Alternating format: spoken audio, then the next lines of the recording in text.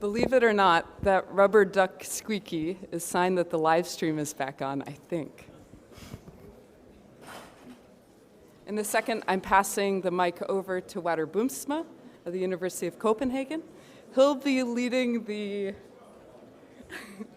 challenges portion of the molecules and genomes section. It was a tremendous thing that everyone did for this section, meeting people, either existing collaborators or speaking to each other literally for the first time to talk about each other's work, to jointly identify challenges that work had created. And I'm so excited to have them all speak and to turn it over to Wouter. So thank you for taking your seats. Here's Wouter. All right, so there will be a number of smaller sessions now on this on the different layers of biology, and the first one is about molecules and genomes. And the idea is really to try and focus on the big challenges that lie ahead of us. And so we've tried something a little bit unconventional, which is to have micro panels where we've paired up researchers with common interests to try and discuss some of the things they see as the major challenges in their areas. Right, so the first pair of speakers will be Alán Aspuru-Guzik, and David Duvenaud, who will be talking about chemical space of small molecules. Okay, thank you. I am Alán Aspuru-Guzik, and David Duvenaud is going to riff with me a little bit later. First, it's also really cool that we have Jorge Aguilera, Benjamin Sanchez, Jennifer Wei, a lot of the co-authors here. And actually, Jennifer speaks after us, so that's really cool. So let me what we decided to do is to give you an overview of some of the methods that have been used for chemistry and where those AI enter in chemistry rather than going in depth in any of these fields. And then in the second part of the talk, David is going to tell you about how he can work on stochastic differential equations and couple it to chemical networks and dynamics. And because my clicker is not working, I'm going to stand up here. Okay. So this is kind of the outline of our micro talk. Let's begin with the problem of structure property relationships. In other words, Max Welling was talking about it as classical machine learning. Given a particular molecule, what is the property of such a molecule? And in particular, one of the most important applications of that is, for example, given a particular molecular conformation, what is its energy? For example, for protein design. So that will be the second subtopic. So importantly, the difference between what chemists were doing in a long time ago, and I'm going to call it here the machine learning approach, is that they handcrafted features for the molecule, so-called descriptors, and that was pretty much the field of cheminformatics.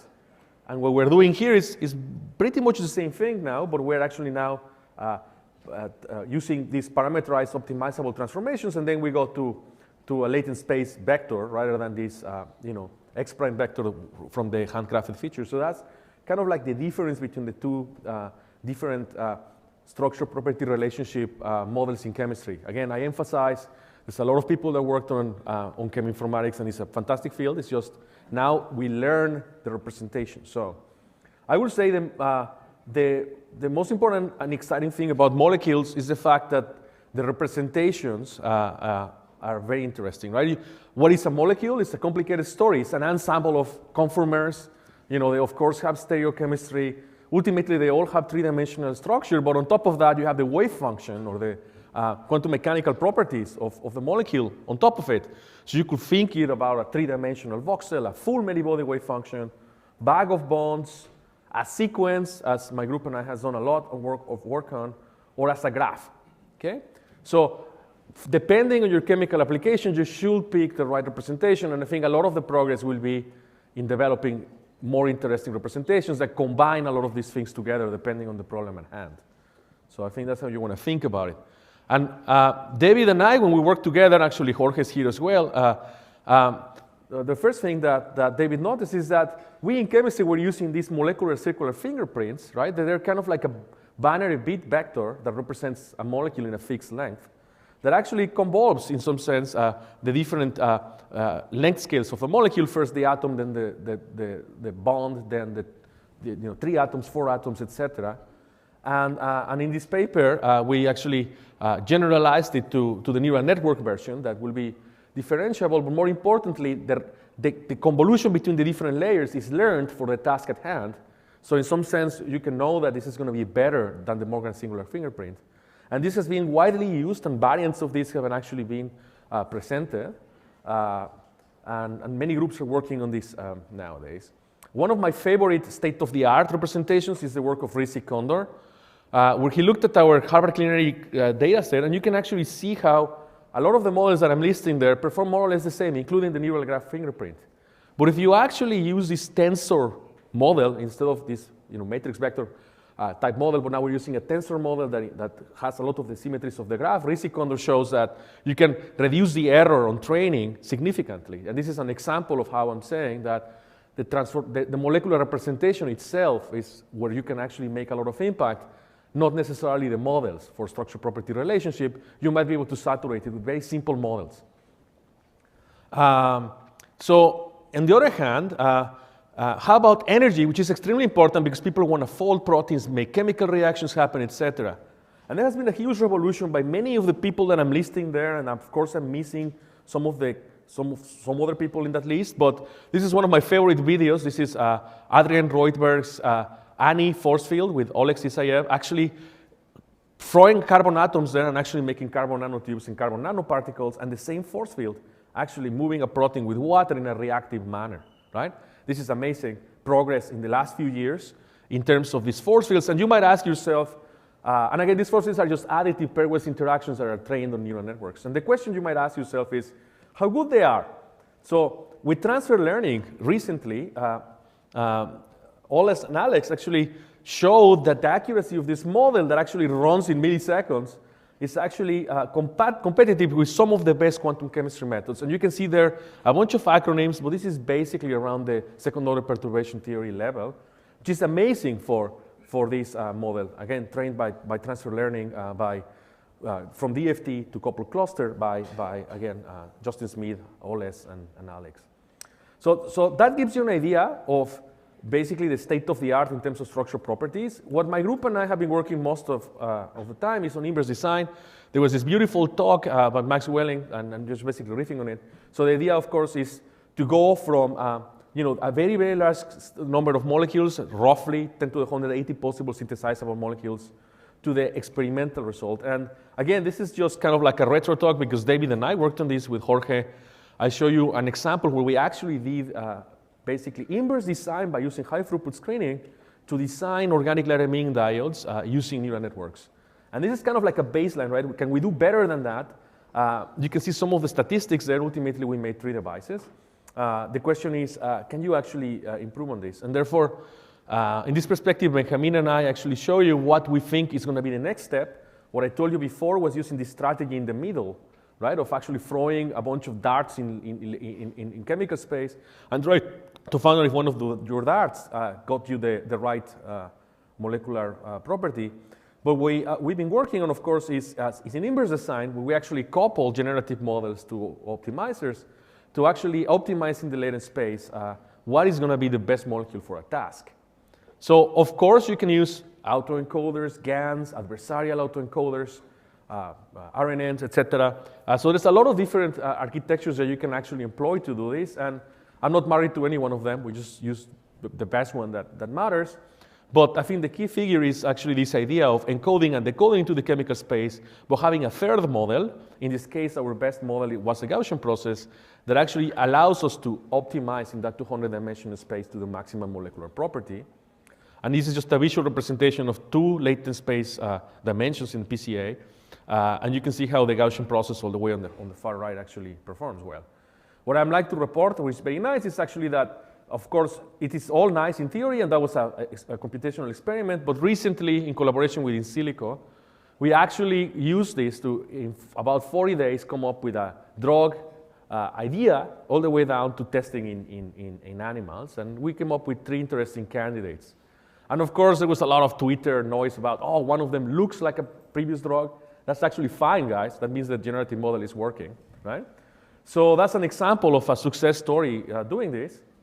And Recently, we also showed that this can also be used for solid-state materials by now using a double autoencoder. Basically, we're going to store the unit cells. We're also going to store the atomic positions in this type of architecture that you see here. And I know I'm flipping through slides very quickly, but to give you an idea of what we're doing, but what is really cool about it is that we are predicting in this paper, in this particular composition of vanadium oxide, this was a latent space built around vanadium oxides, new potential vanadium oxide phases that were generated or dreamed up by the generative model. So this is another, I think, direction where in chemistry things are gonna move really quickly.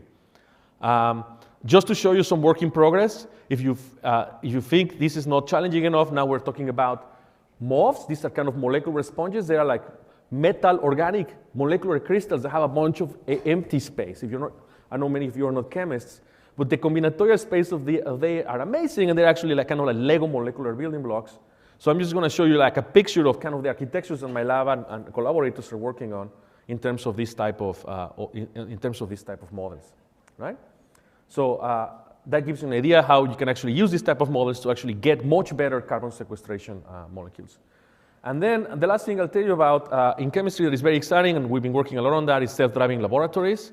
The idea of having a laboratory that actually introduces autonomy rather than automation. Daphne told you a very beautiful story about that in biology. We're doing the same thing for materials. And we're not the only ones. My friend Benji Maruyama built this carbon nanotube growth closed-loop laboratory. There's a bunch of other examples here, like even doing Bose-Einstein condensates or polyoxometalates.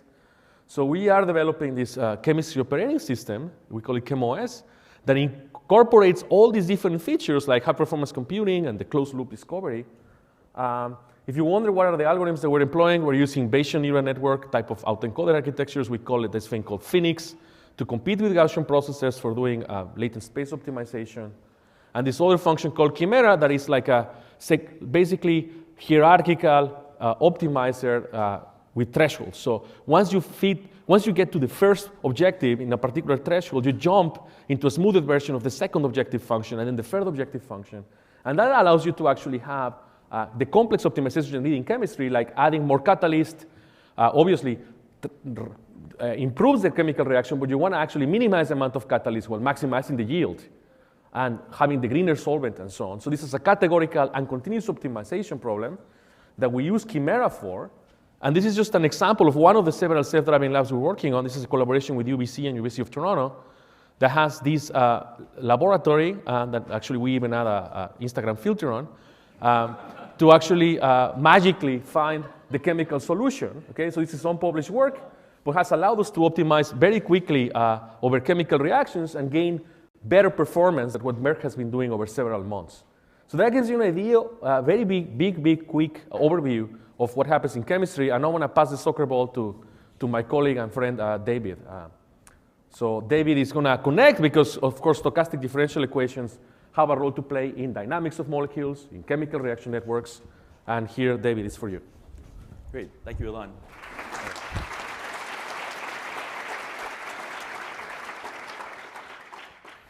Okay, so I want to quickly tell you about a new class of models and tools that hasn't been quite released yet, but I think, well, I'm really happy to present it to this audience because I think you guys will have more ideas for applications of this than I do. And the idea is that we're going to be able to train latent stochastic differential equations with neural networks by backpropagation so we can fit millions of parameters to these models. Okay. Yeah, so the original motivation for us doing all of this continuous time modeling was actually from biological data, in particular gene assays of the same patient sampled irregularly through time. And the only real way to meet this data sort of where it lives is to actually have a continuous time model where we don't have to bin the data. And of course, the only tools that really deal with continuous time are differential equations. And in particular, just so we're on the same page, I'm talking about systems where we say there's a vector-valued state, for instance, like the concentration of different chemicals in a reaction that evolve according to some dynamics function f that would let us solve initial value problems where we can ask, given the state at some initial time, how does it evolve according to these dynamics? Okay, I'm sorry, I was trying to walk around, but I have to stay up here, I guess. Oh, I see. Okay, no animations, that's fine. All right, so the first thing that we did, the sort of most naive thing that you can do to bring continuous time to the sort of large machine learning models that are heavily parameterized, that are sort of really useful, is to take a standard recurrent neural network and make the dynamics of the hidden states evolve according to an ordinary differential equation. So what I'm writing up here is that in a standard RNN, we don't update the hidden units except when we have new data. So it's sort of undefined what the model even thinks the state is in between data.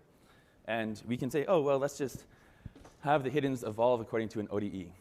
And this makes sense that your beliefs evolve continuously. Like if you're waiting for your friend, you're going to be more and more confident about that something went wrong with them the longer you wait in a continuous way. And then when you see them, suddenly you'll update your beliefs all at once.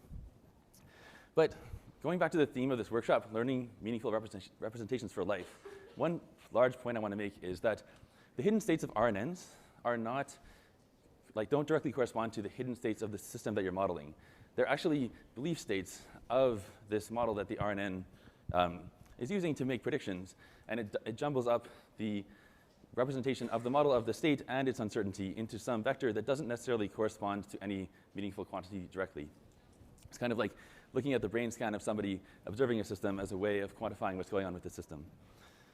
So that led us to another class of models. Sure. Oh yeah. Can I just say next? Okay. Wonderful. Then I'll put this down. Thank you. Thank you. You're here. Where we said, okay, let's have an actual latent variable model, and understanding the distinction between RNNs and latent variable models is something that sort of took me years to really feel comfortable with. So all I want to do today is advertise to you that there is actually a real distinction to be made here. And in these kind of models, we'll say that there's a hidden but unknown state, which represents this, the physiology of the patient or the concentration of chemicals in the reaction that evolves according to some dynamics that corresponds to the laws of physics or human physiology or whatever. And then we see noisy observations of those things. And this is a generative model, and how we do inference in it is totally up to us. We could use MCMC, we could use a recognition network, but that's a separate question. And separating these two concerns, I think, is a big step forward in terms of building meaningful representations. Next, please. So here's just a toy example, just so to be a little bit more concrete about what we're doing. I don't think this will animate. If you had next. Yes, it does. OK, wonderful. Here is us taking some noisy data that happens to have a Gaussian likelihood, but in principle could have any crazy likelihood. Learning the dynamics function here. In this case, this is a two-dimensional slice of a four-dimensional dynamics function that says how this latent state evolves. And we're also learning a sort of connector from this latent representation to the observations we make. This is obviously a toy example. The nice thing about a latent variable framework is that you can use any sort of likelihoods. For instance, if I had doctor's notes or some weird microscope that had funny noise characteristics, anything is possible to put into this framework as long as the likelihood is differentiable with respect to the latent state. OK, next. So just to harp on this point about latent variables having more meaningful representations, here's a system that does evolve according to an ODE. This is the Mujoko physics engine. And this is a little toy problem where there's a little hopper, and he starts in the middle of the sky, falls down, hits his butt, and lies there for a little while. And when he hits the ground, that happens right about here. And when we look at the dynamics of an ODE fit to this data, or latent ODE, we can see that the dynamics says something changed a lot here. There were, just looking at the norm of the dynamics function already tells you this was an important point. If we look at the norm of the change of hidden states of an RNN, which can also model this data perfectly well, we see it's sort of scrambled, and that the changes in the hidden states don't necessarily correspond to changes in the actual states of the model. Next, please. This works better as well. Next. OK, so the stuff I've been working on lately. So this code is all available, and it's a sensible model, I think, except for the fact that the dynamics are deterministic. And so this means that in this model, if someone gets hit by a car when they're 20, and I'm using this model, I have to somehow put that into their initial state and say that they were fated to be hit by the car. And we have to put more and more stuff into this one initial state. Next. What we'd really like to be is more like the sort of deep Markov models and deep Kalman filter models that, for instance, people like David Sontag have been developing over the last few years that say that there is some hidden transition function that also is allowed to introduce noise to represent all the weird little interactions that we couldn't observe directly.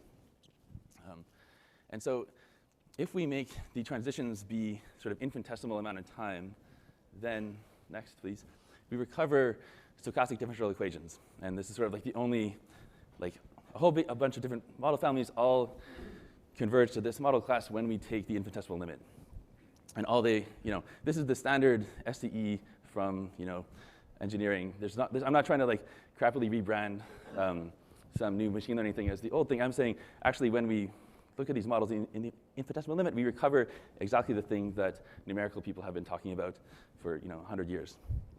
And we just say that there's a deterministic part of the dynamics and the part that is scaled by some Brownian motion. Next, please. OK, so I don't think I actually have to motivate this audience for the usefulness of STEs very well. In fact, I think you guys can tell me more about uses of STEs, such as modeling molecular dynamics or chemical concentrations. And of course, the original Brownian motion was actually molecular dynamics of little pollen particles in fluid. Next, please. So what we've done, and we should be releasing this in like a week or two, is worked out the generalization of the adjoint sensitivities method for STEs, which astoundingly hadn't actually been worked out. Like, so for the neural ODE stuff, all we did was take a 50-year-old algorithm and put it into PyTorch. We had to do a little bit more to get that to generalize to STEs, which we did. So this is like not a new generative model, right? STEs are old, but I'm claiming now you can fit tens of thousands at least, probably hundreds of thousands. We only got this working like a month ago. Next. And the beautiful part is, font issues, but you can actually do variational inference in this model class to integrate over like an entire distribution over functions. So this is kind of like an alternative to Gaussian processes, a generalization of continuous time Kalman filters. Next. One more time. Here's a very toy example. You shouldn't be impressed by this because GPUs can do exactly this for a long time, but we're saying if we have an OU, like Ulström-Uhlenbeck prior, and Laplace likelihood, the true posterior is not a Gaussian process, and the approximate posterior that we can fit with these tools is also not a Gaussian process posterior. Next. Obviously, nothing in 1D should ever impress you these days. Next. We've gotten this to just barely start working. Here is us fitting 50-dimensional motion capture data with this stochastic differential equations. And here we have a 6-dimensional latent space. We ended up fitting 10,000 parameters, which is peanuts compared to most neural network architectures, but it's sort of 2 orders of magnitude larger than the standard methods for fitting STEs. All right, so that's all. I just want to take a shout out to Joy Chen, who's applying for grad school this year. He did almost all the math and coding on this entire project. Leonard Wang, who's a probabilist who helped me on this, said it's like working with a postdoc. So if you see this guy's name, take him out of the pile. All right, thank you.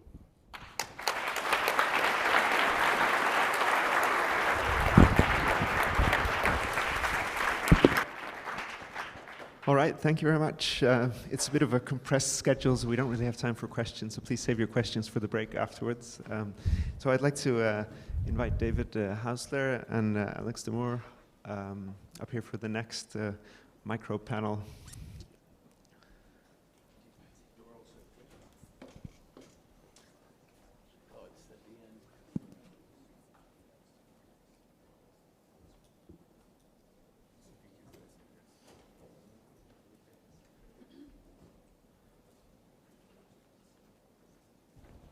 All right, can you hear me?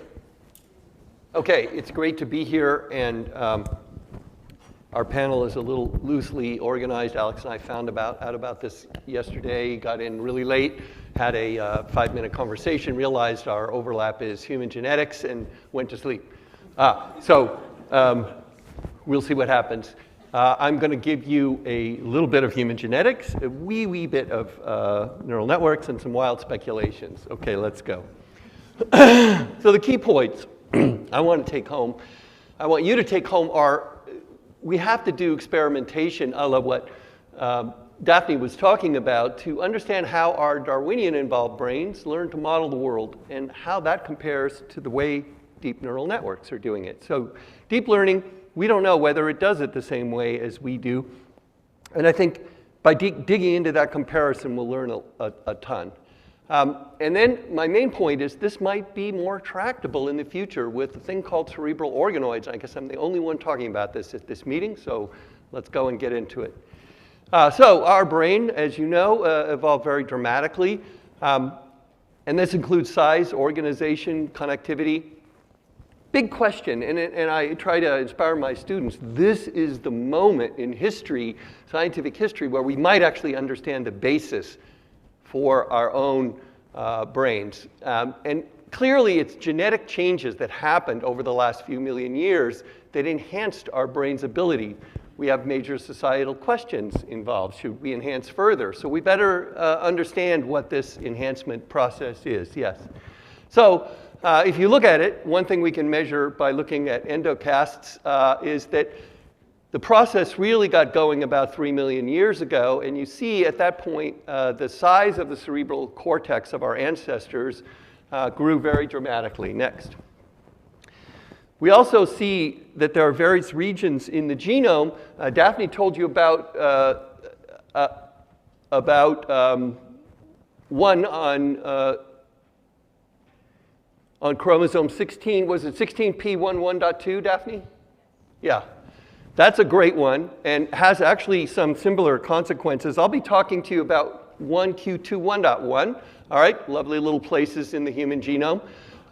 We found this gene Notch2NL that lives there, and we found it by simply comparing gene expression in early developing brains between macaque, human, and chimp. And there it was, standing out, dramatically expressed in humans, not in these other species. And my postdoc at the time, Frank Jacobs, says, you know why it's not expressed in these other species? It doesn't exist in these other species. And I was, needless to say, very excited at that moment. So we've determined since then that what happened was a piece of the gene Notch2, which is known to be a big player in neurodevelopment, was broken off and duplicated in a new place, 1q21.1, as we've heard. And then it subsequently duplicated itself 2 more times. So, go on. This timing fits well with the observation fossil data about the expansion of the brain. Go on. And the bottom line, which I'm not going to go into all the details, was it appears that this event, this random genetic event in one child who lived about 3 million years ago, had a dramatic impact on our species.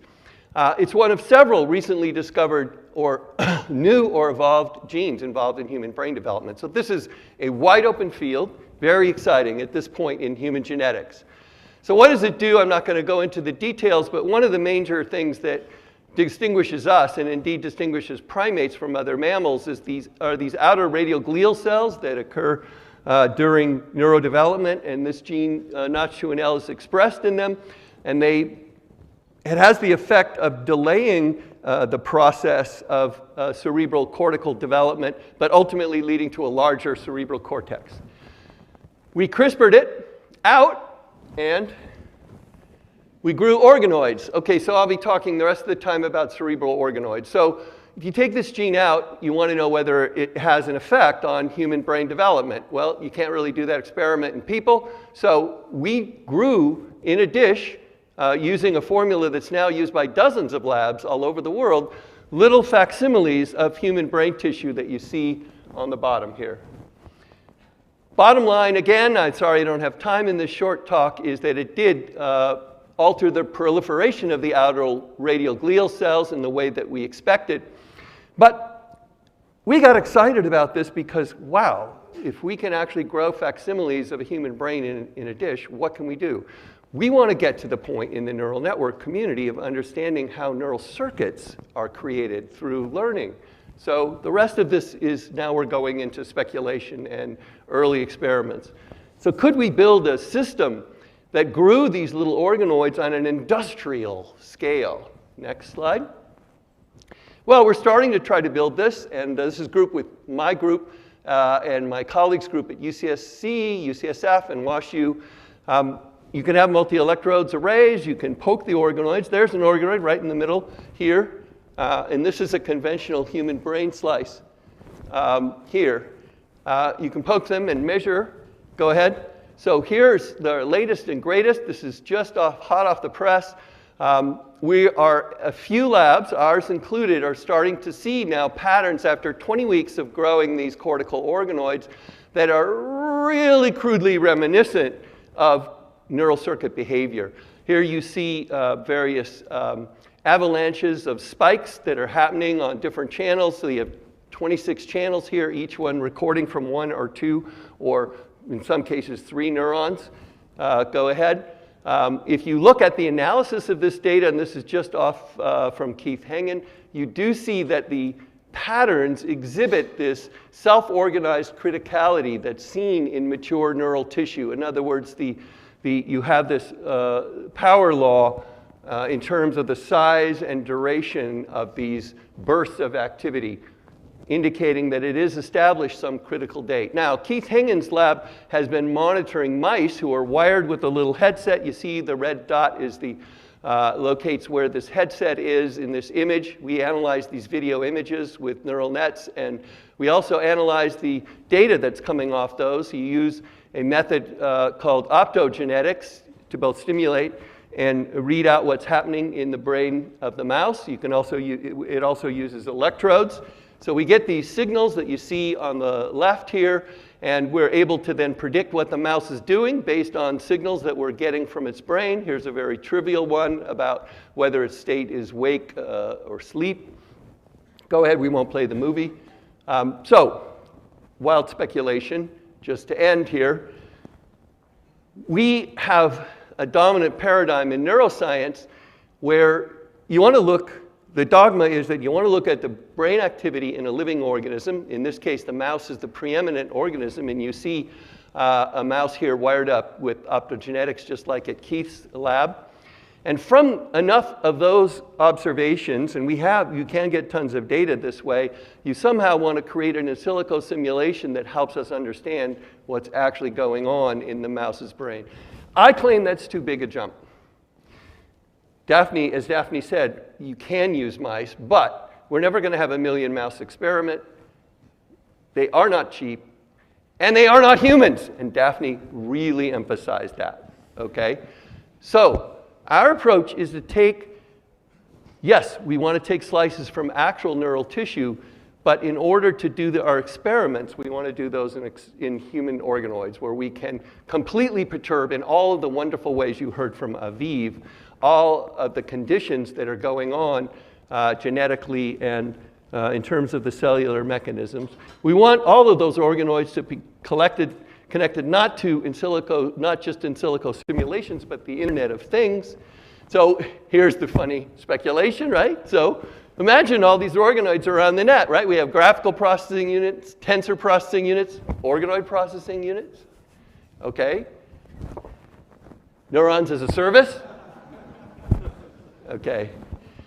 And finally, I loved, and if you haven't seen Elon Musk's recent release, right, that thing over there will sew flexible electrodes into your brain.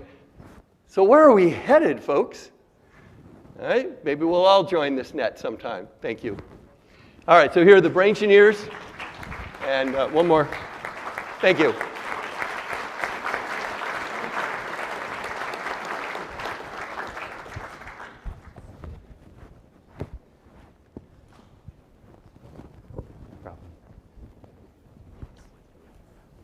Let's see, I do have a microphone. Is it? Folks hear me? Is it good?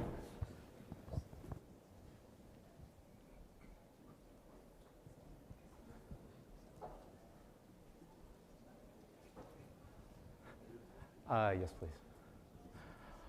All right. My presentation is going to be quite a bit cartoonier than the other ones that we've seen so far. I am not a biologist, but I do study causal inference, and I think that a lot of the questions in causal inference are very relevant to the questions that we're talking about here. And so I'm going to try to highlight some of the places where I think that machine learning can be very helpful in causal inference, and other places where causal problems are really sort of distinct from the problems that machine learning is very good at handling, at least on its own. Next, please. All right, so causal inference, right? I think that this is sort of perhaps the highest degree of overlap between my talk and David's talk, right? There are, so in a lot of biological problems, there are a number of causes. Maybe these are genes, maybe these are biological structures, and we would like to understand how they are structurally related to some outcome When I say structurally related, what I mean is if we were to go in and intervene on this set of causes, we'd like to understand what would happen to this outcome. So in the sort of formalism of causal inference, this is often represented as an intervention distribution. This is the probability of y, that is the outcome, if we do something to the causes A. So this is often written as P of y given do A. So, right, this is different from what we might observe if we just use found data. Right? I think we've all had the talk that correlation is not causation, and usually what we actually observe out in the world when we see causes A co-occurring with outcomes Y is a conditional probability distribution, something like P of y given A.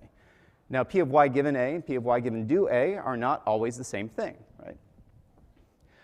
And one of the reasons for that is that there are often third confounding variables that affect both the causes A and the outcome Y. Right? And so variation in this third variable u here can cause A and Y to behave as though they are related to each other, when in fact there's no structural relationship between them.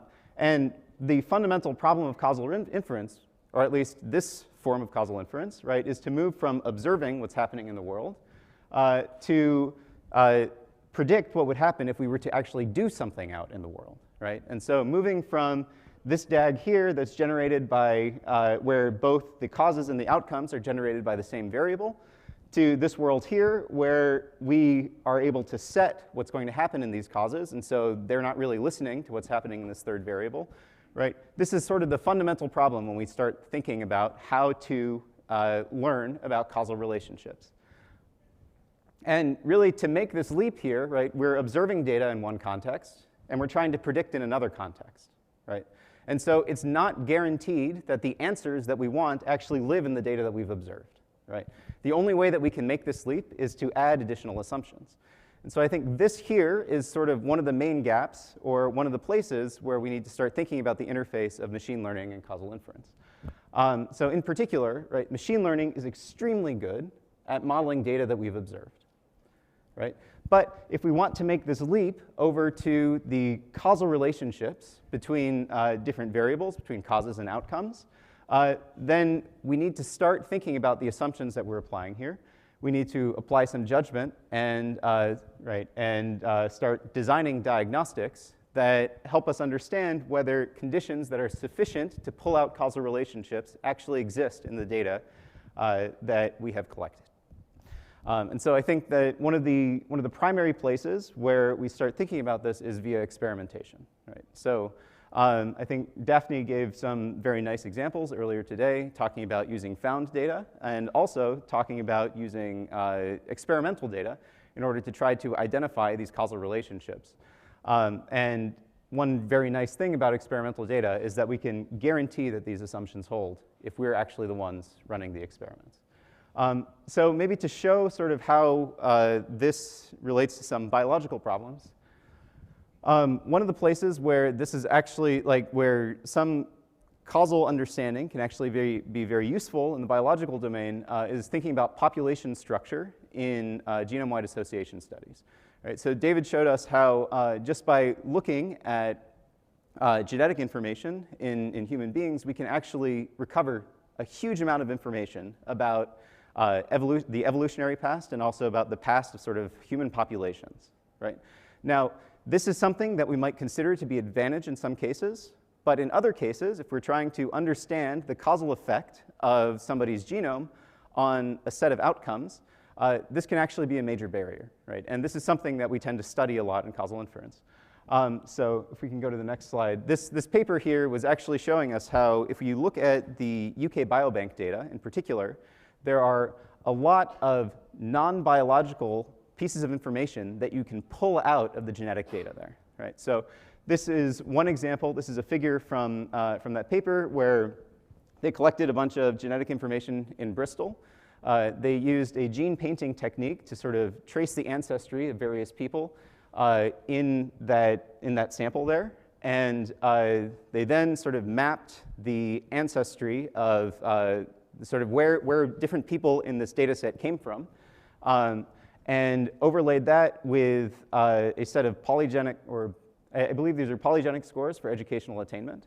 And what they found was that their estimates for the genetic impact on educational attainment were almost perfectly correlated with somebody's ancestry, right? And where their family sort of migrated from in the last, in sort of the last several generations, right? So what this means is that essentially, if we want to draw causal conclusions about biological mechanisms in this case, we have no way from this data set to disentangle ancestry, or where your family moved from the genetic impact on educational attainment.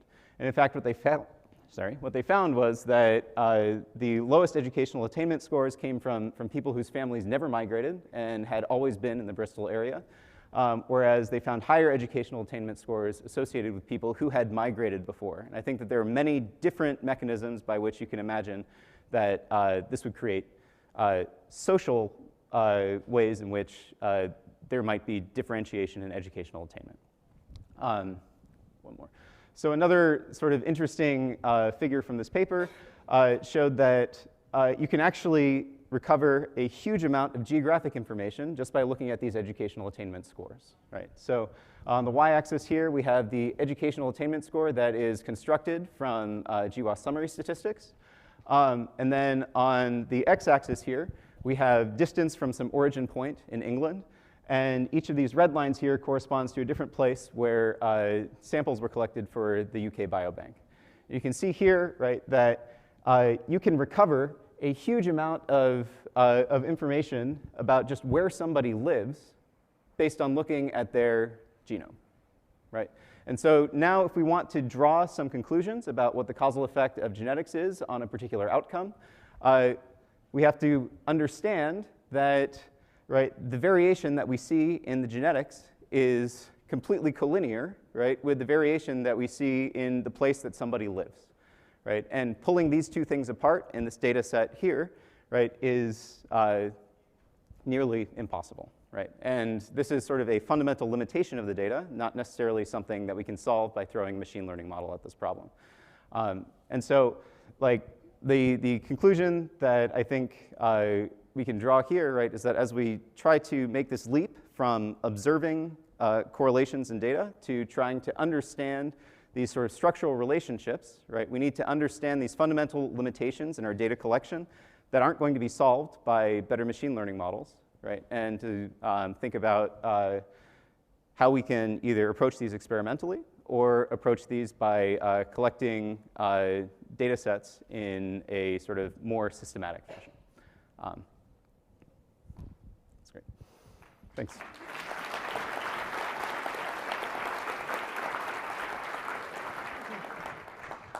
All right, thank you very much. Again, we unfortunately don't have time for questions right now, so please hang on to them. But I'd like to welcome Jennifer Wei and Mike Keiser to the stage now.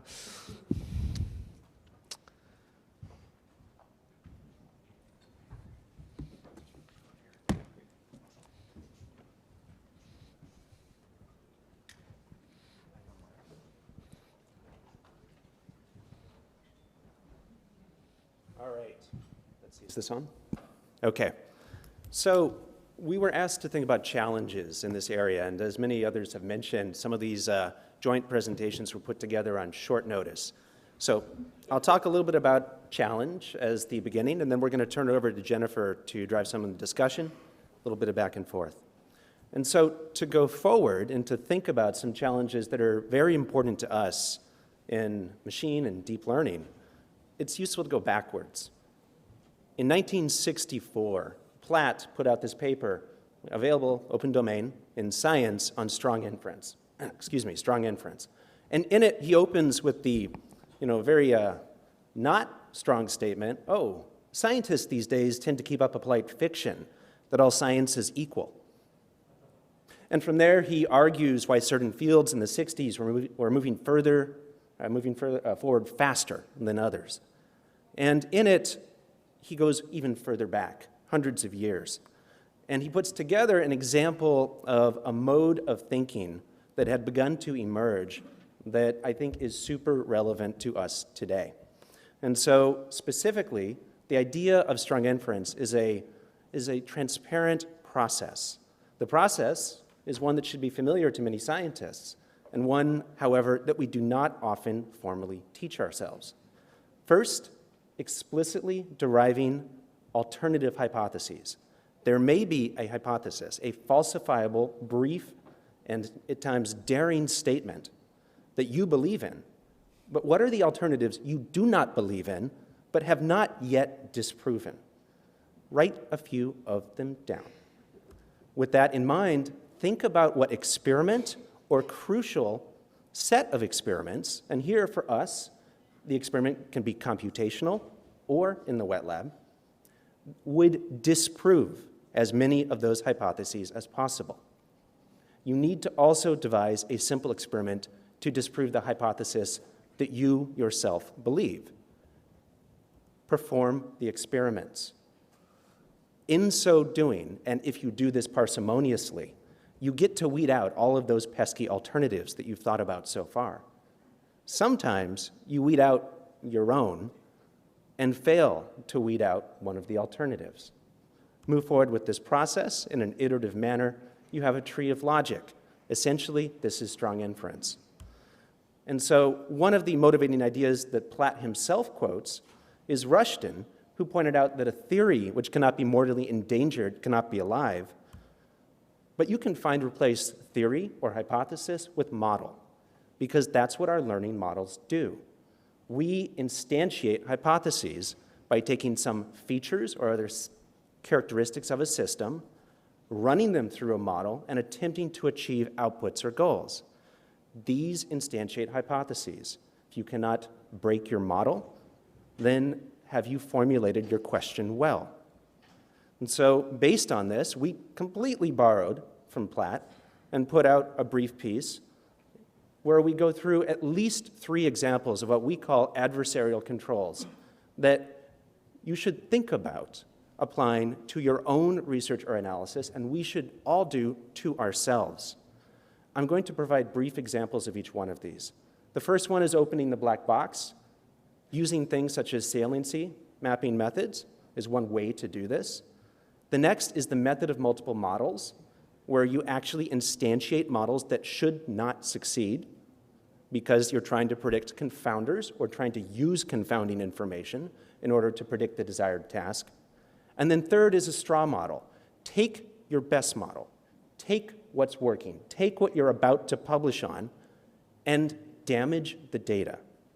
Damage the features. Do something to it where it could not possibly work if it were working right for the right reasons.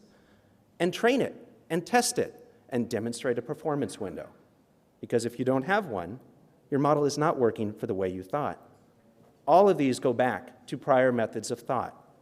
There are more techniques available to us in the existing literature than this, but this is something to do in addition to cross-validation, in addition to strong holdouts.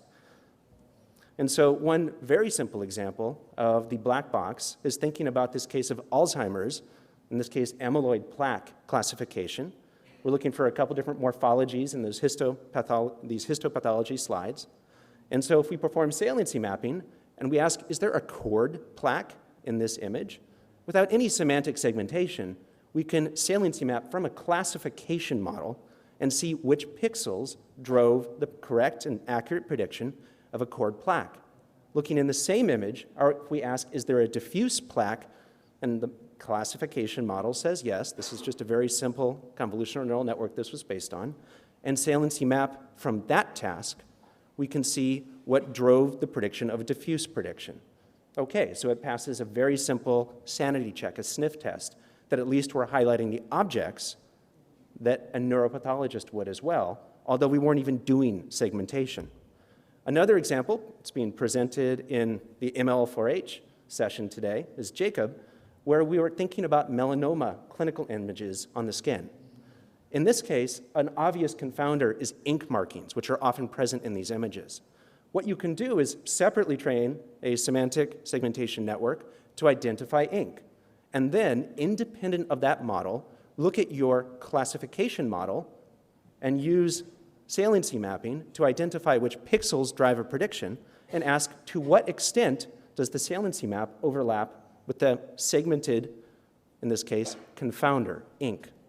what we found is that for 7 different lesion types that we're looking at in this data set, it was the case that if you look at the x-axis, as salience focus on ink increases, you lose accuracy in the actual application of the model. So the more the model focuses on the confounder, the less effective the predictions are. And you can look at this for any instance, including new ones. The unexpected aspect was that melanomas and seborrheic keratosi actually operated the other way in the same model, because you can perform saliency mapping task-wise, and certain of the tasks, including the one we cared most about, melanoma, were actually, by this demonstration, benefiting and focusing on the confounder, which highlights a problem in the models. We can think of this as well as a detective story, moving to thinking about confounders, not local confounders like we just talked about, but global. In a detective story sort of view, Leo is here. There's a brief story I'd like to tell about the case of the dreadfully good model in phenotypic screening, where we're looking at zebrafish behavioral activities with the Coquel lab at UCSF. 96 well plate, you see these zebrafish, you have videos of them, they're pre-incubated with drugs. You're watching these traces over time. Time is the x-axis. And even in the case of looking at something as simple as motion, pixel-wise motion, pixel-wise differences from frame to frame, you can classify different drugs and their replicates. But Leo found, when he used a Siamese neural network, performance that was worrisomely good when he put this together. 0.97, 0.98, AU-ROC, AU-PRC. Baseline methods using correlation distance are shown as the other lines. This was problematic. We didn't believe it, so we tried to break it in the way I suggested. We looked at our training curves, reasonable. Test, validation splits, fine. We have a good separation for pairs that are matched versus mismatched. We look at a UMAP on the resulting class, on these drug class clusters that come out. Okay, it very strongly differentiates among our different drugs. Okay, let's Y randomize. So we'll break the relationship between X and Y, the vectors and the correct labels of the drugs. Training fails when you do this. You cannot separate replicates, and the ROC is random. Fantastic. What's going on? The model didn't actually generalize super well to historically older data sets, these older data sets collected on older equipment in the lab. And so we purposely went to an old data set, we baseline aligned it, and so the training data in blue is what we've used, purple was the new data set from the archive, and then the correction is simple baseline alignment, we're not gonna do anything fancy.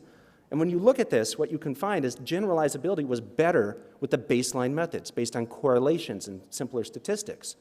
And that's what these orange plots are here versus blue, which is the Siamese model.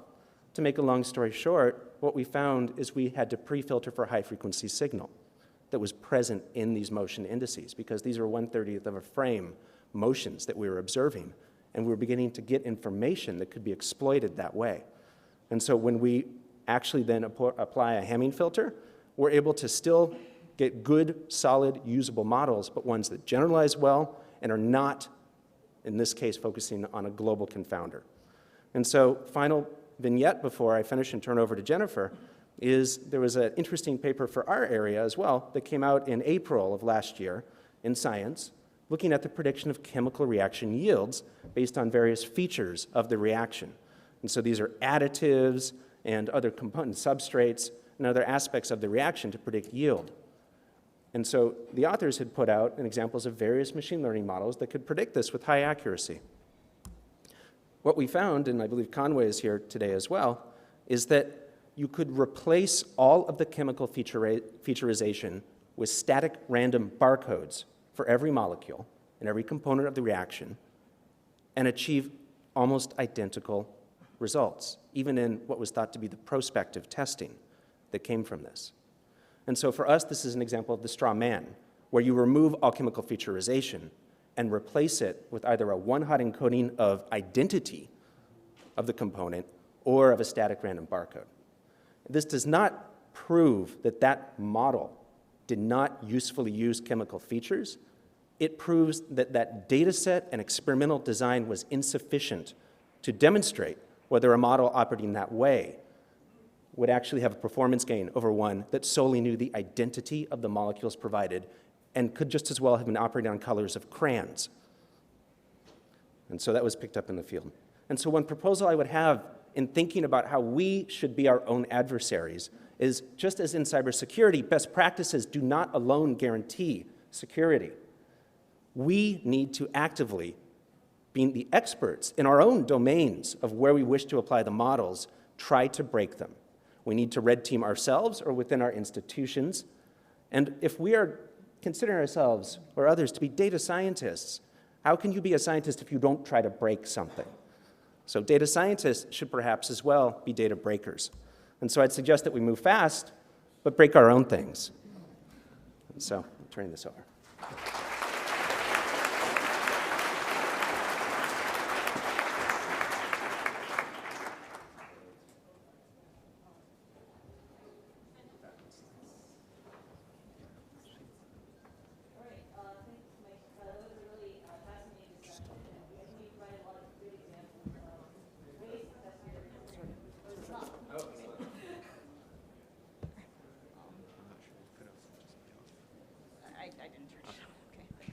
Hello? Okay.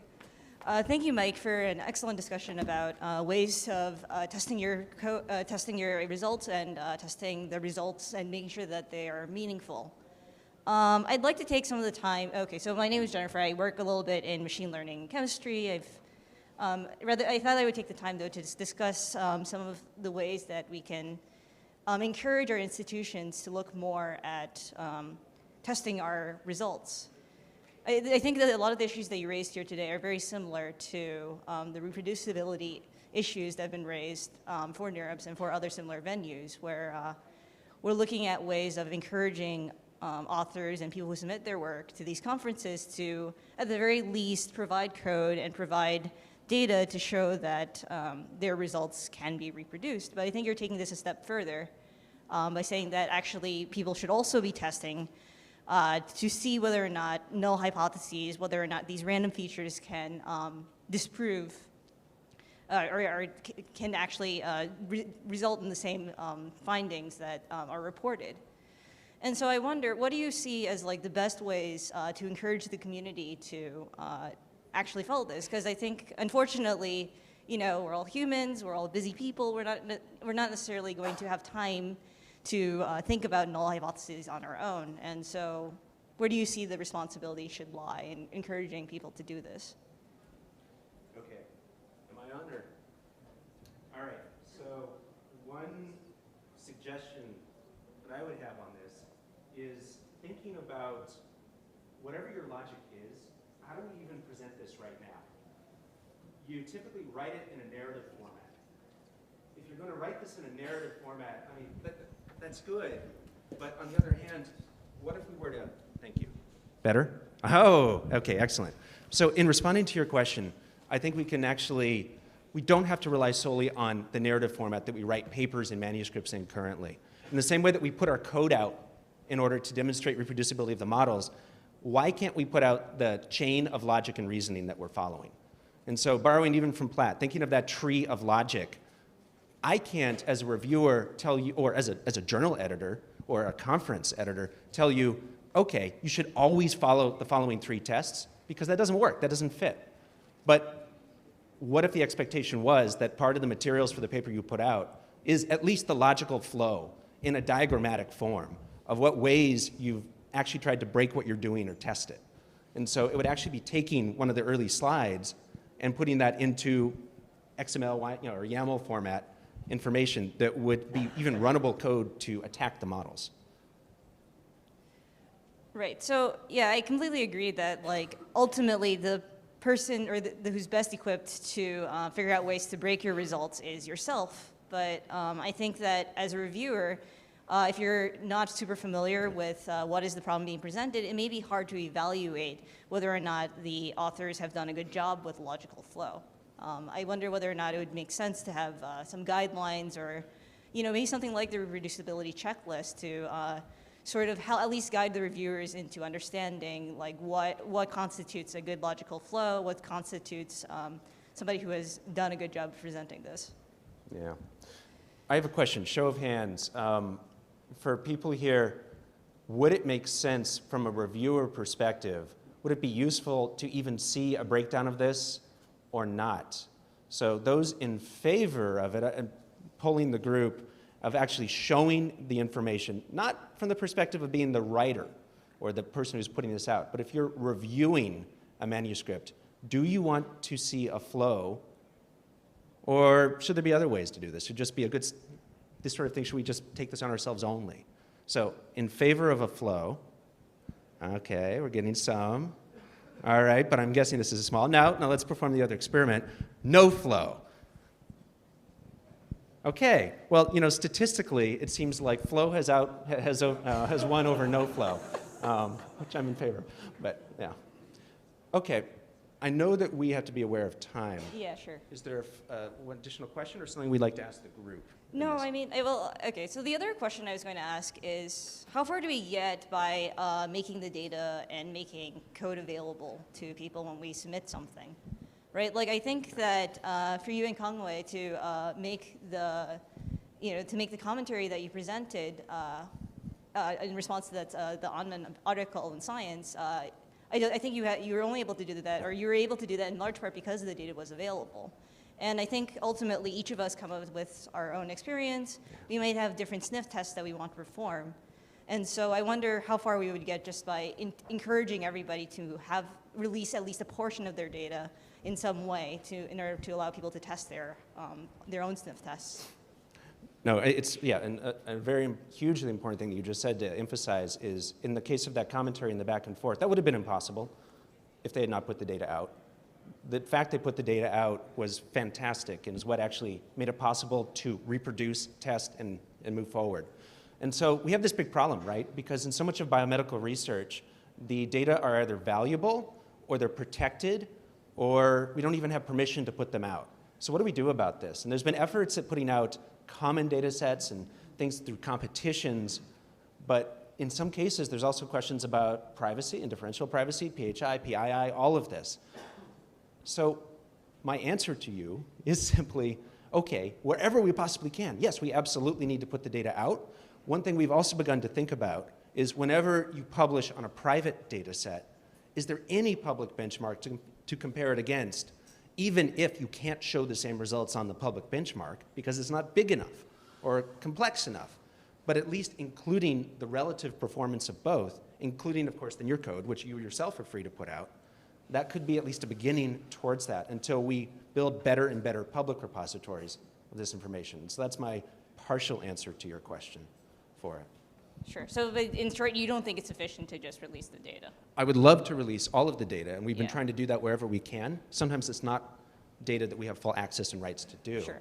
And I'd love to hear in the other sessions if people have good ideas for how to put that out. Federated models, other ways in which we might be able to share information in a protected way. All right, thank you.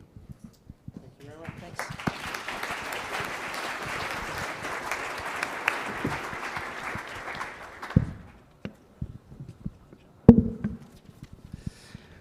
Thank you very much. As the final duo, I'd like to welcome David Jones and John Jumper, who I think will be talking about protein structure and simulation optimization. HTMI is great.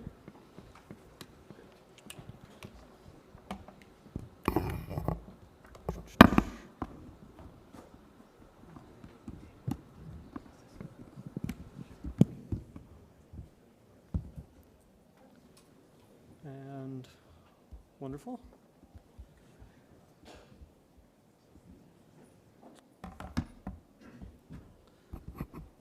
Great. Hello, I'm John Jumper, and I'm going to talk with David Jones about challenges in protein structure prediction. And when we talk about protein structure prediction, I think it's really important to get back to structural biology. What are we trying to get out of this? Why should we think about this? We've had for a long time reasonably effective protein simulation, and even longer, a pretty good understanding of the qualitative reasons and kind of causal factors in why a protein adopts its structure. And you can see a kinase structure on the left in this enormous detail in all these atoms. And we know that, for example, the hydrophobic residues, the atoms on hydrophobic residues will tend to be toward the center of the protein, that we will form hydrogen bonds, that charges really don't like to be desolvated. And so we have this kind of really great mechanistic understanding driven by a lot of experiment over many years in how we understand this. But quantitatively, we've found that we can fold small proteins, but that because proteins have evolved to be only marginally stable, to be mobile, that they don't prize the hyperstability that we see in design proteins, that it is quite difficult to fold proteins solely from their sequence, and that we've had to incorporate extra information. And when we start to think about this, this is unfortunate because really the physics is causal for the biology. It's really great to talk about causal inference. When you talk about mutations in protein coding regions, they aren't just one-hot changes, that they actually represent atoms added or removed or changed in this structure that leads all the way down to organismal effects. And the goal of structural biology is to start to bring that chain of reasoning from the atomic scale out to the phenotypic. And so what the field has headed toward is really, well, we have this picture of causally sequence through physics yields a structure, and then the structure and the sequence together through selection influences evolution. And so we've gone in the opposite of the causal direction and going back to original work by Debbie Marks to really understand how do we use the genetic correlation and link it back to the structure in the reverse causal direction. And more recently with deep networks and work by people like Yang and Xu. And what we found that actually there's this wealth of information, much like Dana Pierre's correlational principle, that these correlations really indicate that there were close residues in the structure. And so we're able to start to really build and interpret structural information out of these genetic correlations. And if you use very deep networks to handle the complexity and all the different effects that occur, if you are very careful in how you control the network, then you can get very, very good predictions. And you can see on the right a predicted protein structure using deep networks from nothing but a linear sequence of amino acids and then the associated genetic history. And these types of genetic structure relationships generalize well even to what are called novel folds, things in which that type of geometric structure hadn't been seen before. So we're able to really start to build at the single domain level, especially, good generalizable models to predict 3D structure. And then the question is, are we done? Well, the goal of structural biology was not merely to produce structures. It's really to explain systems. And this is a wonderful model made of a calcium pump. And you can see not just a few domains, but many domains interacting and moving, interacting with ligands, performing chemistry, that really we're starting to get to the point in which we can understand individual domains and predict them very well, even when nothing similar has been crystallized. But we need to scale our ideas to handle large and important protein assemblies, to handle all the different effects that you need in order to understand structural biology. And so really, I think when you talk about the key challenges in this field, so there are challenges on the technical side that what is really growing growing exponentially is the number of genetic sequences available. How do we use more and more genetic information to link back to structure, to function, to the relationships we want? But then also, how do we scale our ideas from predicting single domains that we've gotten quite good at to build consistent models of large structure, and especially when those pieces are entangled? How do we start to understand things with many components? And then ultimately, how are we going to use ML to explain molecular machines and their malfunction? How are we going to really take these ideas that are working at the static structural level, and how do we really get them to start to think about how these move in our bodies so that we can start to develop tools that really give us causal predictions, right? Everything in biology is down to the wiggling and jiggling of atoms, is the famous Feynman quote. How do we link that up to all the important effects that we can observe genetically and through experimentation? And with that, I will give the rest to David Jones.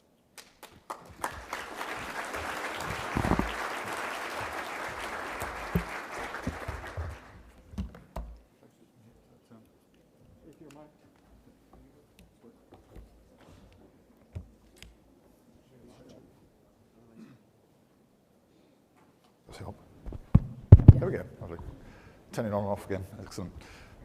Okay, so I don't think I'm going to disagree with anything John said here. I'm just going to basically fill in some of my own thoughts, I guess, from some work that we did. So I guess one of the things that came to, when we came back from the CASP experiment, where I guess these exciting results were first kind of released to the community, I got back. Normally people just kind of dismiss it and just say, how did it all go? And then say nothing changed, I assume.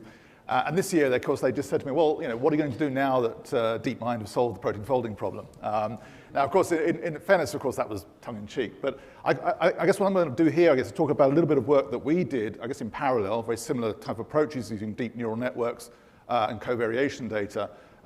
We kind of went a slightly different direction. So we went to look at the applicability of these techniques to genome coverage, how much of the more genome structural data can we get, and what are the limitations of these approaches.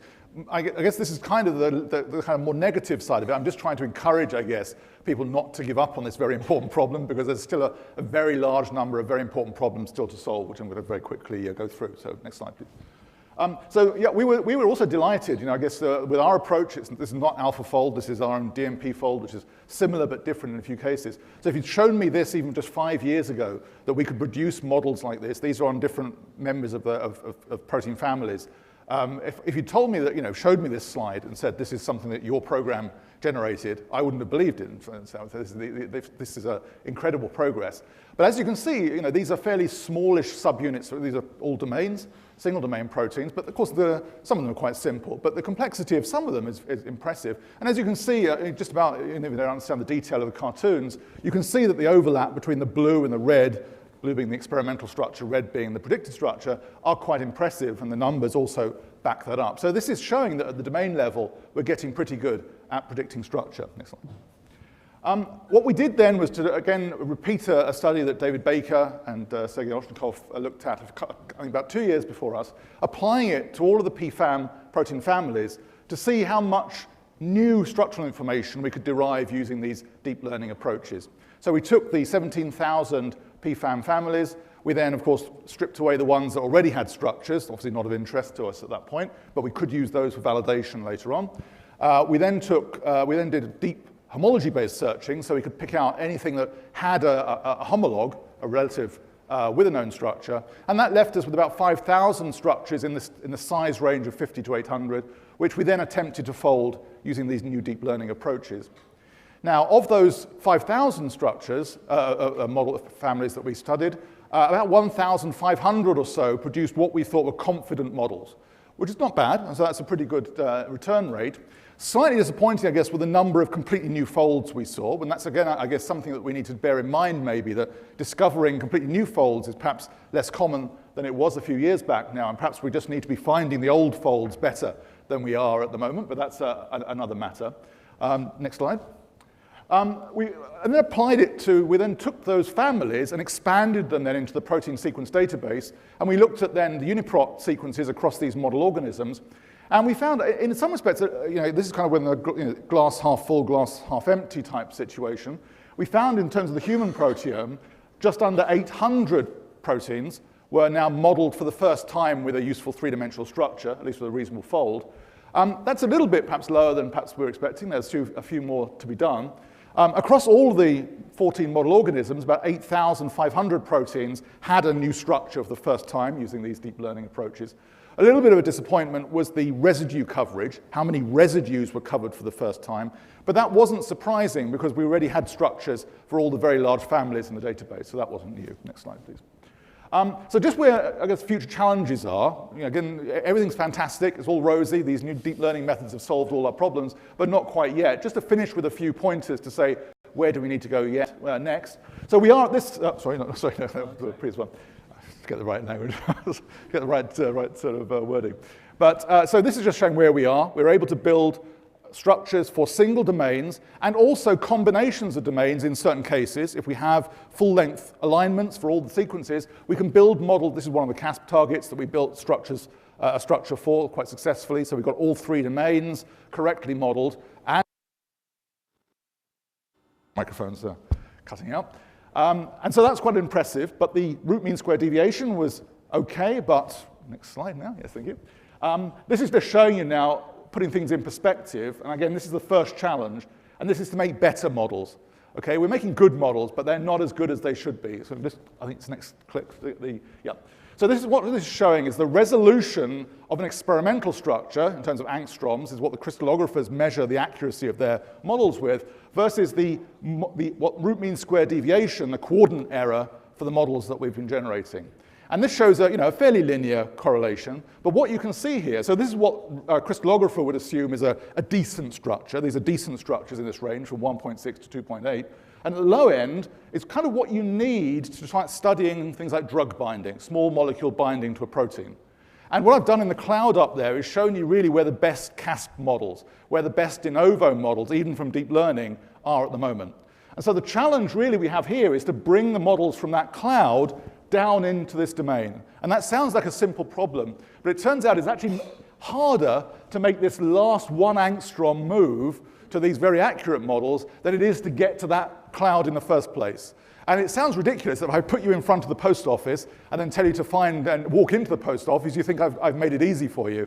But in a hyperdimensional space, there are almost countless different directions you could move from just in front of the post office. And so this last part of the search problem is even harder than it is just to get that approximate model in the first place. Next slide. The next thing we need to solve is to get rid of evolutionary information. It's got us to where we are today, and we're enormously grateful for it. All this genome sequencing data has opened up new possibilities. But what's interesting with deep learning is it's actually now broken the correlation between the number of sequences that we have in our alignment and the accuracy of the model. There's still a trend. Clearly, the deeper the alignment, the number of thousands of sequences we align, the better the model. But the correlation is not there, is not as strong. But what is very clear here, that if you only have one sequence, then we can't really make very good models at all. And so cracking this problem of removing this constraint, next slide, is crucial. And one reason, so this alignment's very poor, but actually it does actually highlight the important information here, although the rest of the sequence has vanished for some reason. This is actually showing you an interesting case. This is an adversarial attack on protein folding, if you like to look at it in this case. So what we have on the right is the native protein structure. It's a protein G structure from PDB. And on the left, we have a structure, a designed sequence. It's designed to have a sequence as similar as possible to the native structure, but to have a different fold. And as you can see, the experimentalists in this case have been quite successful. They've produced a completely different fold. And as you can see, it only required 7 changes to the amino acid sequence to make this very large conformational change. And although this is a very artificial situation, it does show that the kind of questions we want to ask on things like variant effects on protein folding really have to address things at this level of precision. And the folding models that we use, because they're averaging over multiple sequence alignments and using deep learning models, of course, if you fed that the variant sequence into a deep learning model, it would simply produce the structure it's been trained on, which is the one on the right in PDB. There's no reason for it to move outside that comfort zone to find that new structure. So in a sense, we need to, in some way, program the neural network to look for these kind of adversarial attacks and then to look at other possibilities in the way the models are applied. Next slide, almost finished. So just to finish, so I'm actually just going to reiterate something that John said. This is kind of now what we typically say to students about why to fold proteins. We always say, okay, this is the protein, this is the flow of biological information. We take the gene, we translate that into a protein. From that, we get the 3D structure. And then obviously, as the obvious next step, very trivially, we then determine the function of the protein from that structure. It's what we tell the students.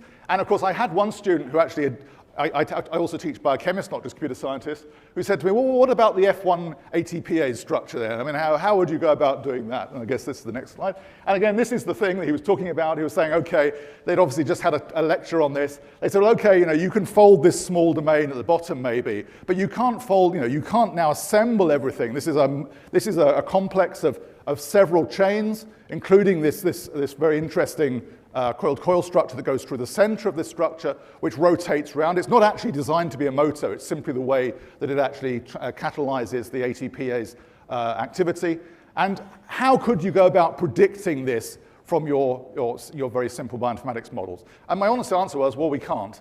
But this is, you know, if we could predict this de novo, again, this has to be a kind of grand challenge of structural biology and bioinformatics to do this. But I don't think it's impossible, because everything we need is kind of out there. But how you put those components together in an integrative way, and again, this is kind of, I guess, what these kind of meetings are all about, how we go about that, is the real crucial icing on the cake for that. So I thank you very much for your attention, and we can finish it there. Okay.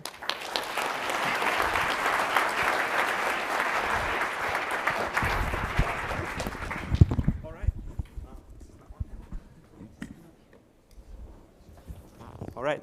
Thank you very much for the very information-dense inputs to I think, our community here. So let's thank all the speakers in this genomes and molecules session again.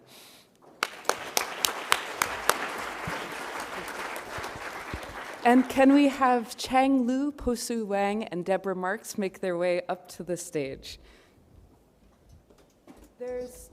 We've spent some time talking about perturbations, but I hope that that Deborah's presentation and that Posu and Chang's insight will help convince you that there is a way to move away even from the bias that evolution has left us, the legacy of, you know, so many billions of years. So, no. Oops, I have to give some instructions now. Debbie will get it. Hi. So you can tell that my name is Pam Silver as well as Debbie Marks. So apologies on behalf of Pam, who couldn't make it at the last minute. And let's just get this sorted.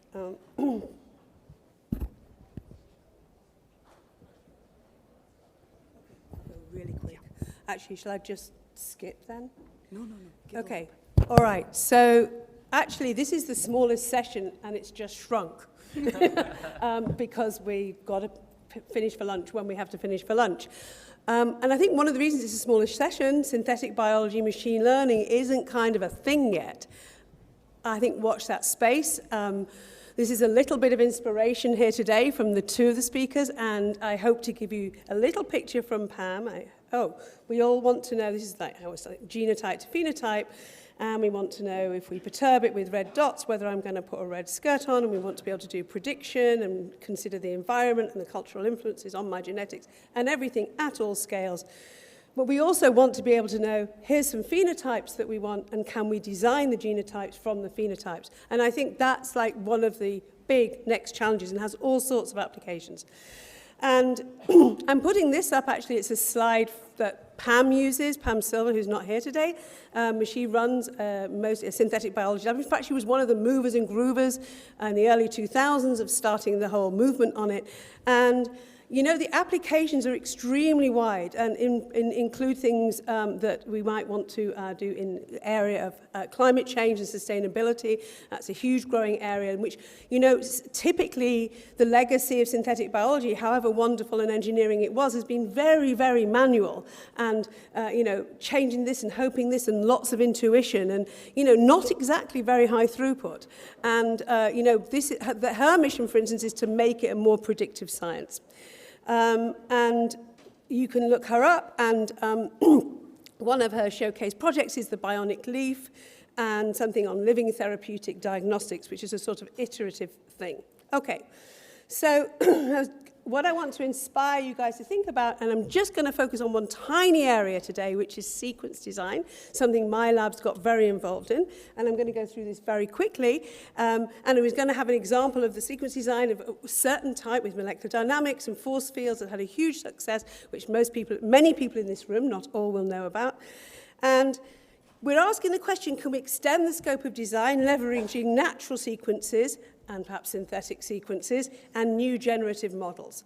How we used to look at sequences was, on the left, 1963, a very nice old paper by Linus Pauling, and, you know, more modern on the right, bit of a protein, and then you look down a column and you see it's all Ds and Es, and you go, ooh, this is important because it's all Ds and Es, and I better not put something positively charged there. And, you know, basically a lot of the algorithms about how we predict the effects of mutations are basically based on this kind of information.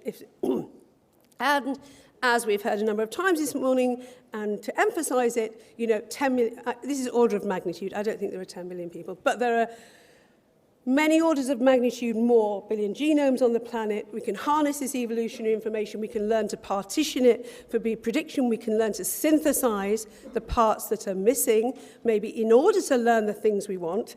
That's another thing that we recently published on, to show that you could actually predict structure from synthesizing sequences and just working out the epistasis, not using natural sequences at all.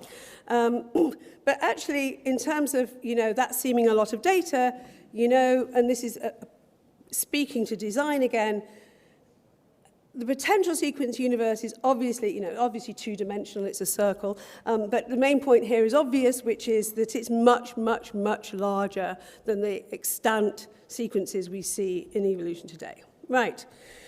But it's not like the sequence I showed you before. This is more typically what a sequence alignment looks like, and we are, as a lab, moving away from alignments, nicely pointed out by David, and I'm going to be talking more about that this afternoon. But this is just one protein, and each pixel, each row there is one sequence in a different organism. And you can think about these as, billions of years of data and experiments. And I think the natural sequence diversity, maybe I could have a nice argument now with David here, I think we haven't exploited it all yet, at all, by a very long way. And I think that the way that we do mutational scans at the moment is not, notwithstanding one I'm going to introduce in a minute, Chang, has been very limited and very local. And so here is a blue cloud here, which is just beta-lactamase sequences in some two-dimensional PCA space, VAE space, sorry. And, of course. And the red is, very locally around, typically a deep scan of that protein. And so we don't know what the landscape looks like. So most of those are highly deleterious, but clearly much further away are functional. Can you imagine the rest that exists? Right. So Chang's going to talk a little bit about that. Here's a show-off slide just to show exploiting evolutionary information. We ain't done yet. Looking especially at conformational changes and thinking about combining that with other methods, and especially these proteins that can't be crystallized, or non-coding regions that, we're certainly not going to learn by, millions of crystallography or NMR experiments. And this is just a sort of highlight of how far you can go with that. And this is very much the forward prediction way. And this also was an example of using evolutionary information from sequence alone to more accurately predict the effects of mutations using, in this case, it was, first of all, an underactive graphical model, thanks to the work of thinkers like Daphne, inspiring us, and then more recently, we used a variational autoencoder, a sort of doubly variational one, and actually, it's not only us now that say outperforms all the other methods. Somebody wrote a paper, which was very lucky for us last week, saying that it actually is the most predictive of mutations in protein sequences. And remember, it's not trained on mutational data, okay? Evolutionary information alone. Okay, design, and this is where I'm going to do very quickly, because I want the other people to have time. And just tell you that we did a project which is about antibodies in the lab, specifically actually nanobodies, which are a type of antibody in sharks and camels, and you can look that up, it's quite fascinating. And, there's a huge crisis in the world of reproducibility. Part of that's been blaming on the antibodies. But more importantly, perhaps these are a huge area of biotherapeutics and growth area. And so people have moved away from doing it in animals and more towards designing libraries and doing iterative affinity maturation and selection. But these affinity libraries typically bring with them their own problems. And the libraries are sticky and polyreactive, and many of them don't fold. So can we design these libraries better? And because I want to give Chang and Posu a chance to talk, I'm going to just say yes. And one of the things that we had to develop to do this and test it, we actually made them and tested it, is to have a way that we did not have to align the sequences to train the model, which is critical when you're designing the highly variable bits that you want to be able to stick to many different things. There's no reason at all why they should align in those regions. So we want a model that wasn't, and we used, in this case, they're just showing the gap city. Adam called it gap city, I don't know why. And you can see it with a poster. And it's an autoregressive model that uses a dilation convolutional neural net. And I'm not going to take up any more time except to say it was reasonably successful. We're iterating. And our library was as good as an initial library, which was manually designed, actually. And that was our first results. Here's some ongoing applications for design in the lab, but I now will hand over to... Oh, first of all, come on. Thanks to my lab. I don't think I should call anybody out here. Please go to the posters and to the collaborators, and thanks very much to my colleague and collaborator in the protein work with Sander and the synthetic biology work. And here's a list of our posters, but they're around the room. Come visit the lab. There you go.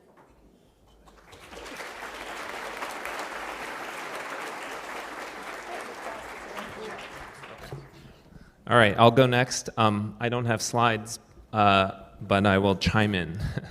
So let's see, should I use this?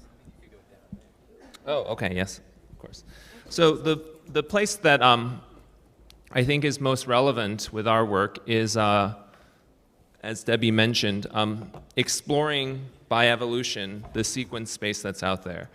And even though there are very good deep mutational scans of proteins that you can high throughput characterize the effect of mutations, right? The mutations that you're characterizing in those data sets are just singles and double mutants, right? Because the problem combinatorially explodes.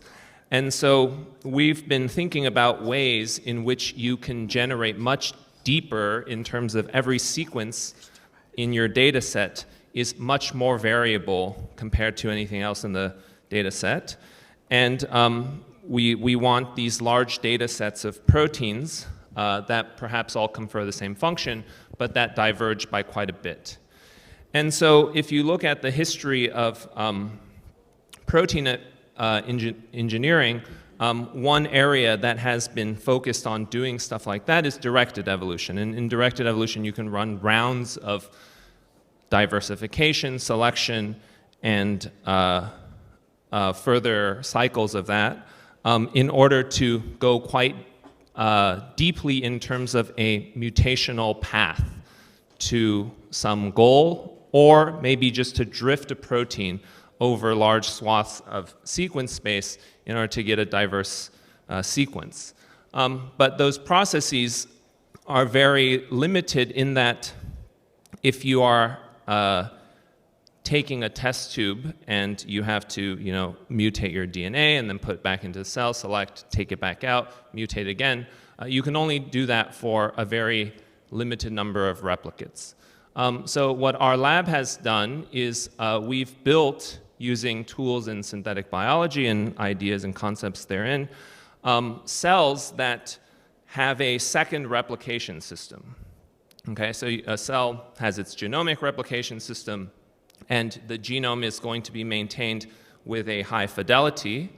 But we've installed these second replication systems that at the core contain a DNA polymerase and a piece of DNA that it replicates.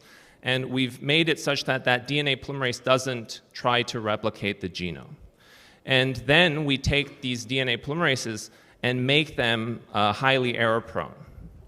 And as a result, you have this hypermutation engine within cells that can allow you to explore sequence space much more quickly while continuously maintaining selection for some function that you want, perhaps the initial function of the protein, so you're just doing long neutral drift, or some new function. So the applications of this are in the spaces of protein engineering and enzyme engineering, but we've started to collaborate with Debbie a lot in terms of using now these tools to generate large data sets that previously were not accessible. Because if you have a cell that is just hypermutating a gene itself, you can do the experiments at scale. You can certainly do hundreds of replicates very easily, and we're looking into ways of doing thousands, if not tens of thousands of independent evolution experiments on single proteins, where the result might be very different sequences that all achieve the same function. And we have this natural pairing with ML approaches where that data can be fed to either understand something about the protein or to generate new versions of the protein that may leapfrog past some of the things we can evolve and allow us to explore new territories of sequence space. So those are my comments in this session. Thanks.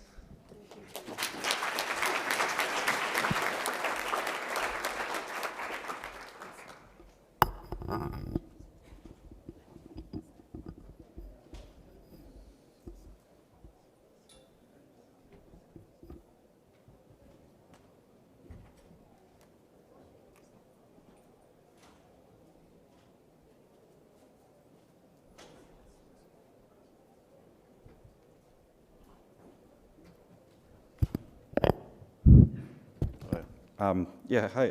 I'm just going to briefly talk about a few things that's kind of related to what Debbie was saying. So that's why initially also I didn't have slides, but then it's actually very related. So I figured with some visualization, it's actually easier to follow. So just to start, I would briefly, can't switch, sorry, something, oh, no, it's, oh, all right. So briefly just go through, tell you guys, and also the challenges maybe you actually can see from when I was describing these processes, how do you actually do protein design, and maybe there are better solutions to how to handle this type of problem. So this particular example is something that we built a number of years ago, is to build a fold that actually would potentially become a catalytic scaffolds for enzyme function. And this is just evolutionarily something that is very common in nature selection, that up to 10% of enzymes are estimated to use this fold. And essentially, protein design is to figure out a way to hook up these secondary structures and actually present a method to actually build a final structure using these components. So this is an example of how a shape can actually be simulated and folded up. It's not a protein structure prediction problem, but rather now you actually use your information to use sequences to control structures, then try to derive a final target fold that allows you to achieve some final shape. So in this example, we figure out some geometric relationships as to how to fold this particular structure. And I'm just going to jump ahead. It seems like the projection is not working too well. You can actually understand every component in this particular structure, and every residue in this protein, their roles. So just with this example, I'm going to just mainly describing what our philosophy is. So the philosophy of protein design is now using your sequence information and how you actually use sequence to control structure to build something kind of like this. So you can actually see in this particular example, the crystal structure that resulted from this design sequence is actually matching pretty much perfectly with a design model.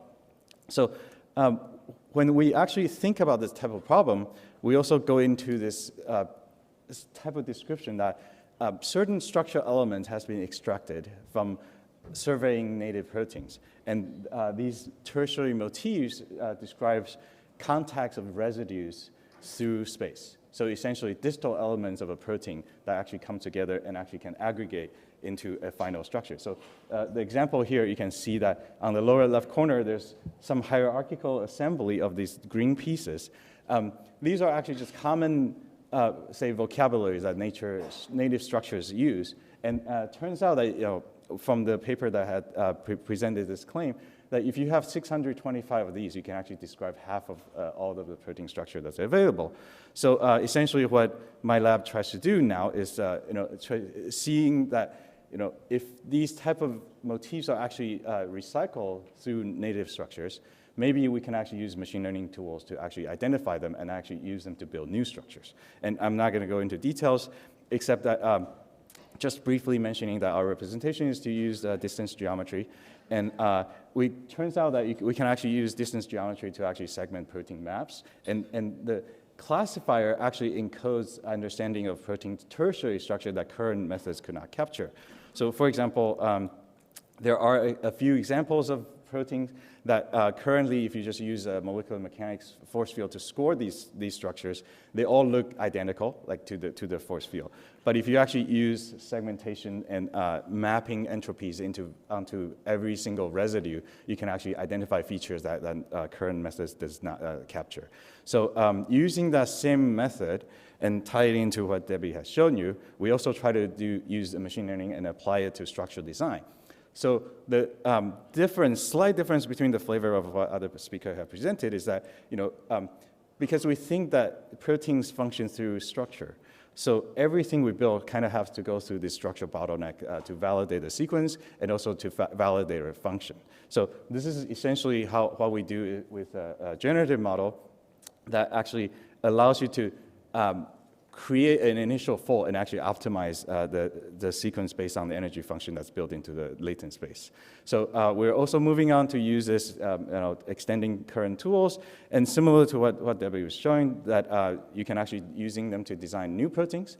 And it turns out that this Euclidean geometry is actually a really hard problem to solve, and it took us a while to come across solutions to produce reasonable proteins. And actually now we can also build antibodies, but instead of operating on the sequence space building libraries, we actually explicitly build structures of these. And that's just my brief introduction to this type of protein design problem and challenges that we face. And hopefully with this blinking slides, you can still follow what I was saying. Yeah. Thank you.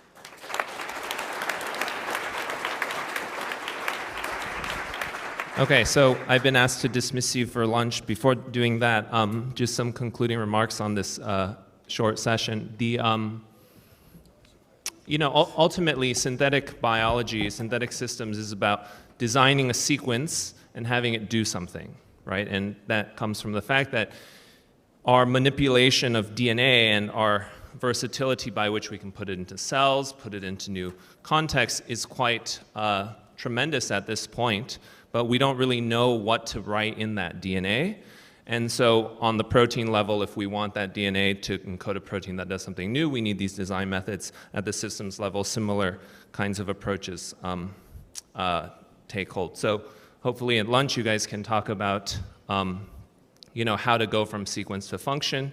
And I'll also add that one of the things that I think about in synthetic systems is whether you can design synthetic systems that are really capable of generating the high quality, massive data sets necessary to inform and drive a cycle between deep learning and design. So we can talk about that too. All right, thank you all.